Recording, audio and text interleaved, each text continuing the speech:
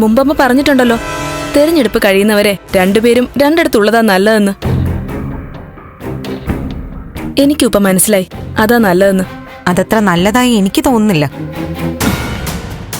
ഇത് എന്റെ ഭർത്താവിന്റെ വീടാ, എന്നുവെച്ചാ എനിക്കും അവകാശമുള്ള വീട്. രാഷ്ട്രീയമായി ഞാനും അമ്മയും രണ്ട് ചേരിയിലായിരിക്കാം, പക്ഷെ കുടുംബത്തിൽ ഒറ്റ ചേരിയില അമ്മായിയമ്മയും മരുമകളും. ഓ അത് ശരി.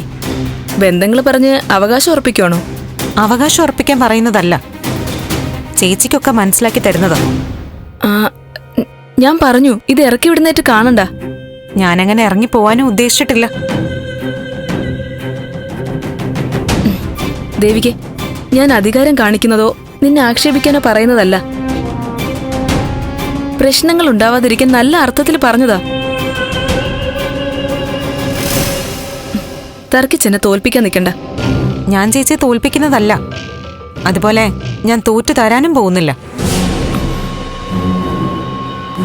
ഈ വീട്ടിൽ നിന്നും എന്നെ ഇറക്കി വിടാൻ ചേച്ചിക്കെന്നല്ല, നന്ദുവിന്റെ അച്ഛനോ അമ്മയ്ക്കോ അധികാരമില്ല.